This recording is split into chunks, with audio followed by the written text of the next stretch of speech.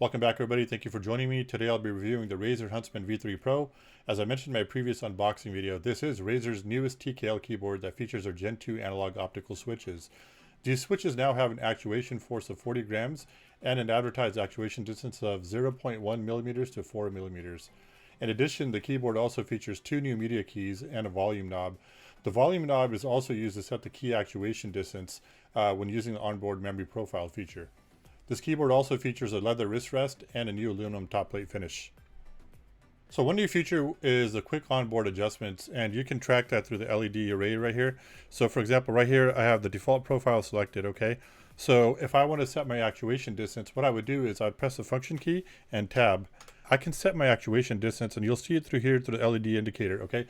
Now these are broken into increments from 0.1 used from the left side all the way to 3.6 millimeters on the right. So it goes 0.1 millimeters, 0.4, 0.8, 1.2, 1.6, 2.0, 2.4, 2.8, 3.2, and 3.6. So for example, I want to start at 0.1 over here on the left side.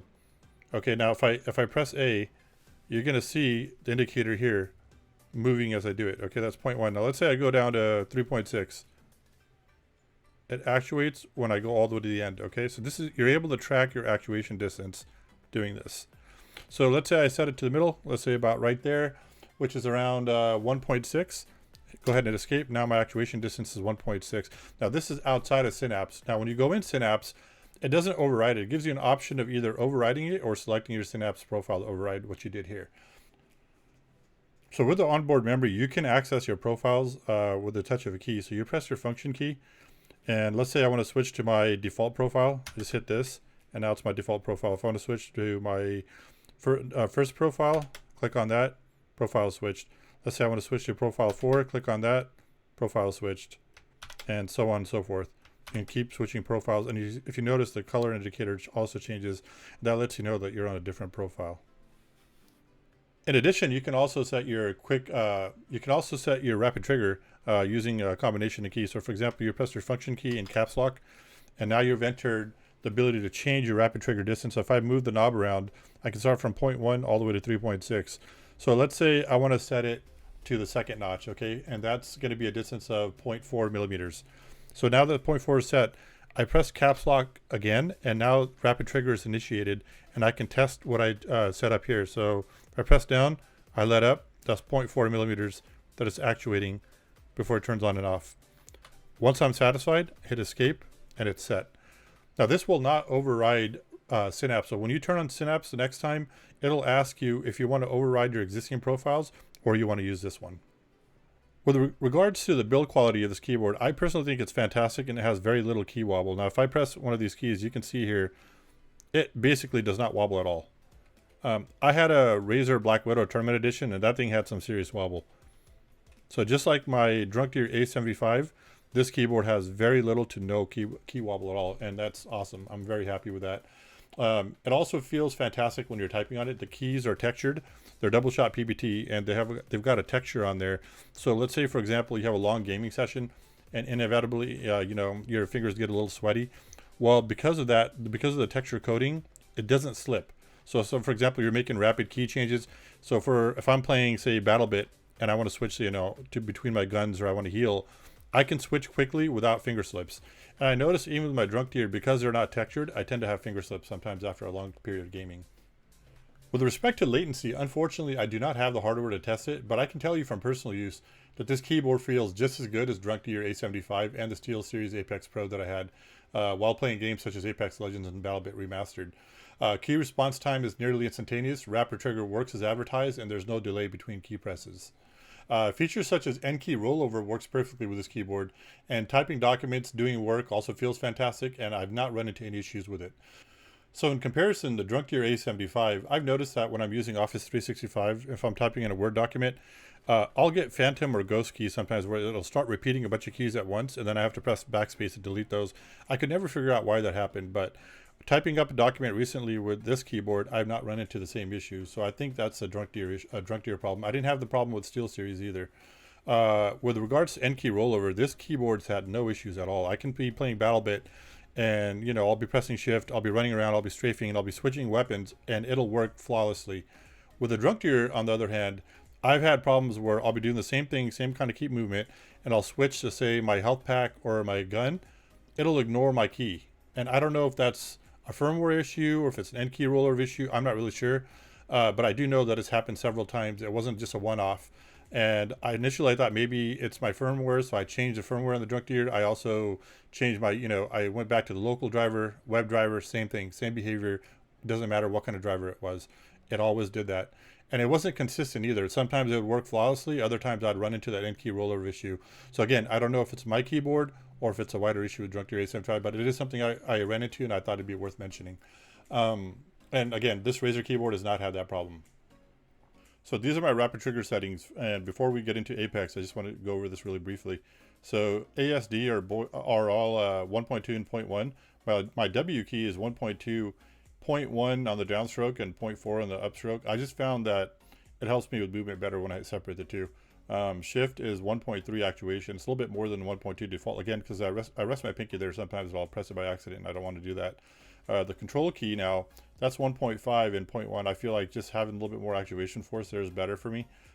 Same thing with the space bar, because I rest my thumb there, so that's 2.4, 0.1 on the downstroke and 0.3 on the upstroke, and that just tends to work better for me when I'm super gliding and just doing movement in general. So yeah, with that said, let's go ahead and get started with Apex, and I'll show you guys how things work.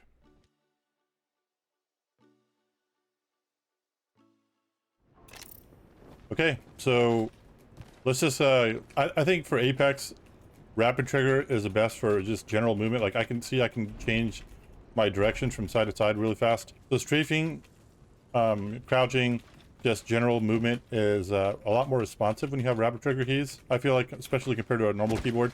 And as far as this keyboard goes, compared to, let's say, Drunk Deer or, Steel Series Apex Pro, it feels almost exactly the same as far as latency goes.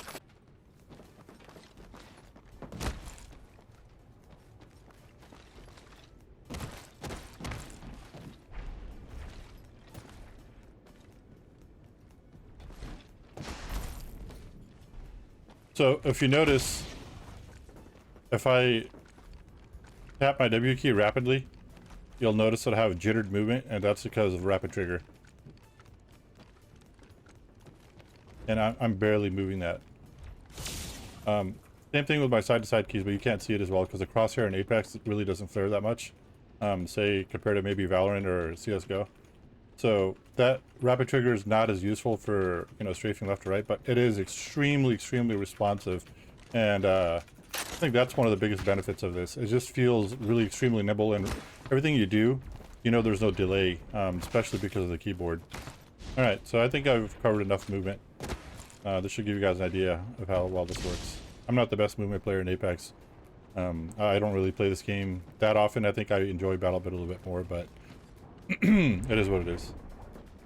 A nice feature with the rapid trigger is your ability to set your independent downstroke and upstroke values. So for example, I want to set my upstroke to 0.3. Now if I press down all the way, and I have to go back up 0.3 before it'll initiate. So go back up 0.3, down 0.1, 0.3, 0.1.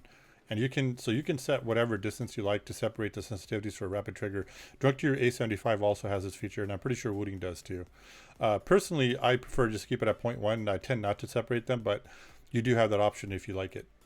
In addition, you can also save local profiles to Synapse, and if you want to move those to onboard memory, what you do, for example, say I want to set up a typing profile that has no rapid trigger set and all the keys have the same actuation distance. I just take this and I can replace one of these. So for example, I want to replace high sensitivity. It'll override it, hit OK. And now it's going to start saving. You'll see the meter right here, the indicator. So typing now is saved to the onboard memory, and high sensitivity has been brought down to the PC where it's saved in Synapse. And if I want to go back to this, I can just move it right back and replace typing, overwrite it, and it's back to onboard memory. Another feature of this keyboard is Gamepad Remapping. So that's basically the analog feature. You've probably seen it with the Wooting keyboard. Essentially, you can emulate the left stick and trigger buttons of a gamepad controller, but this is also dependent on the game for whether or not it supports it. So, for example, I can just hit the bind key here, and WASD now emulate the left stick. You can also drag and drop buttons from the controller onto the keyboard and emulate those as well. So for example, I want to put my right trigger button to E. Now E is also emulating that. And left trigger, I can move to Q, and that's emulating that. So that will emulate a controller in an analog mode. Another feature this keyboard has is ability to bind different functions to each key. So for example, I click on C, and you can see here, I can set the actuation distance and I can sync it. But in addition, I can assign different functions to it. I can assign a controller analog function to it. I can set up a keyboard function, mouse function. I can assign a macro. And this macro that I had was with my old Razer Tournament, but it brought it over to Synapse because your account is able to sync, and your old bindings, your old macros carry over to your new keyboard. So this was my Warzone slide cancel. So if let's say I assign it to C and I save it, now slide cancel is saved here for my macro. And of course I can just click on that, hit default, and bring it back to default. This keyboard also allows you to set up on the fly macros. So for example, if I press function and F9, the red indicator indicates now that it's ready to record. So let's say I want to say Razer Huntsman V3 Pro, right? So then I press function F9 again. Now it's starting to blink saying that it's ready to assign a key to it. So for example, I want to assign it to key P. Okay, now P has been assigned. Now that the key has been assigned, if I press a macro key that I recorded earlier, I press P, and you can see on the screen it's typing it in automatically. So on-the-fly recording is a nice feature this keyboard has. Another excellent feature this keyboard has is the ability to set up custom lighting using Chroma Studio. So when you enter the lighting in Razer Synapse, you'll first see that you can either do quick effects, or you can go to advanced effects to do Chroma Studio. And you can layer effects here. So for example, you see here I have reactive and static set up. And what that is my static keys are set up to WASD. And in the video, you'll see these are red, right? Reactive is for all the keys, including WASD. So now if I press W, you'll see they react, right? A, S, D, they're all reacting. All the other ones are off. Now if I press the other ones, they start reacting. So you can layer effects, and you can get very creative with this. There's also profiles that Razer has that you can download online. And there's plenty of people out there that have made custom profiles. So you can get crazy with this. You can layer them, you can duplicate them, you can make groups. And there's a lot of customization here. So I think what Razer's done here is an excellent job.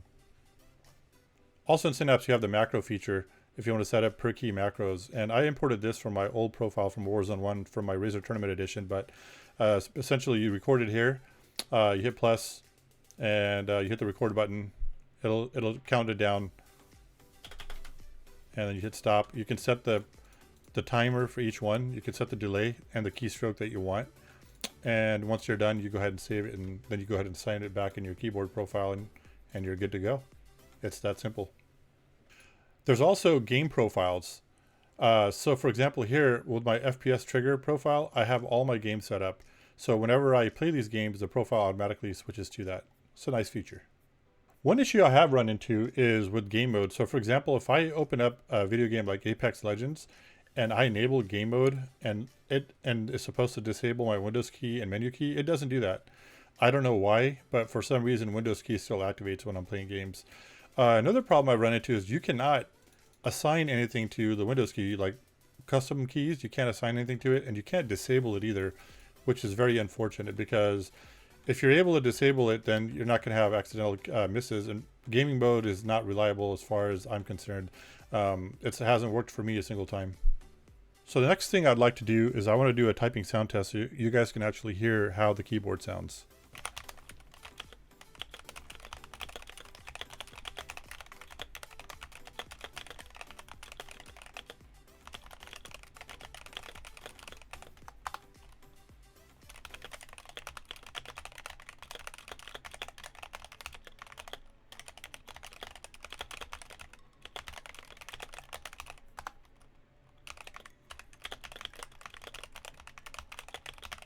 So for the keyboard snobs out there, maybe this doesn't have the kind of thought they're looking for because they like to add foam and tape to their keyboards.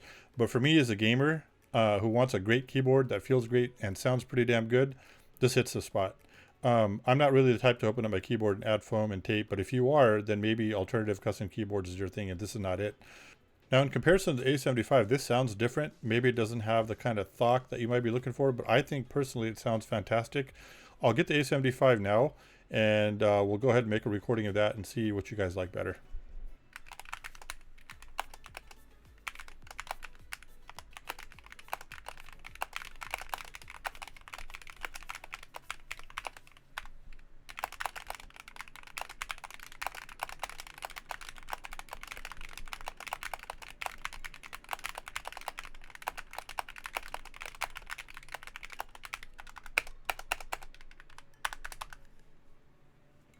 Overall, I think this is a fantastic keyboard with exceptional build quality and features.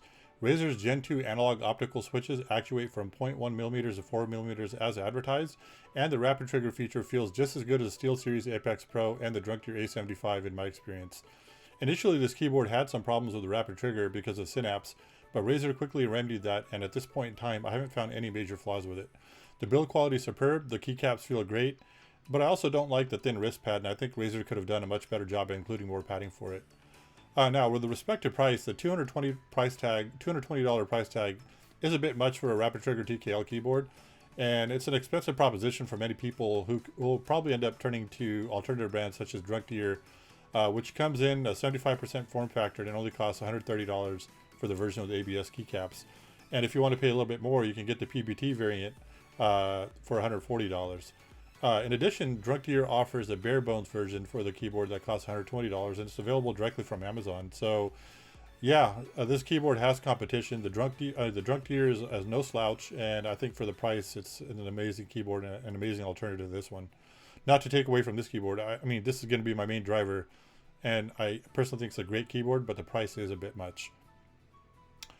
So if you're a gamer who really does not care and wants the best of the best as far as the gaming keyboard goes, I think this is a keyboard to beat, especially from a large manufacturer.